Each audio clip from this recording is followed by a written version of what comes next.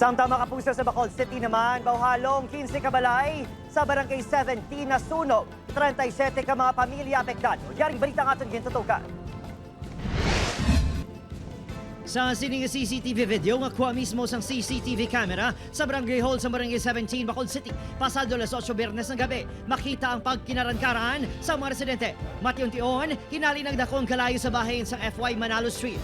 Bukod di formal sector community, madasig nga naglato ng kalayo sa mga pamalay nga human sa light materials. Nagdangat sa masobra 280,000 pesos ang danyo sa inbilin sa sunog. 71 kay individual ang nahalitan sa 37 ka mga pamilya kang mga nagarenta sa balay sa lugar. 15 ka balay ang nasunog. Ginpahayag nga nagsugod ng kalayo sa kwarto sa isa ka nagarenta. Magluwa sa electrical in nature.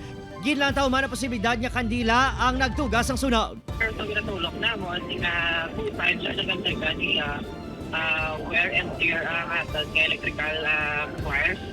Kung sa tingin nag-iinit, until now, sir, ginapangita namon ang mga possible witness. That time, kuno sa kadlaw, napatay nga bata sa tetanos.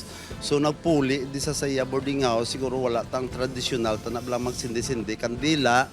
So siguro basit nalipatan niya paglakat niya. Napalo ang kalayo manag alas 9 sang gabi apang pasado alas 5 sa kagahon. Ginjakiwot sa mga residente ang hinali pagtuhaw, liwat sang kalayo. Ay, kami nga may nag-aso. Mga 5 a.m. na. Kasing ko, kalayo, kasing kita sa maang balay, gasunog na. Liwat? Kaya nga mo nga, kisame, siya gamay lang sa dito, sa gali sa likod, gabagap. Temporaryo nga nagatinir sa Barangay Hall ang mga biktima. Ginatutukan karon ng clearing operation sa lugar. Opon, Kiril Casillo, Adrian Prietos, 1 Western Visayas.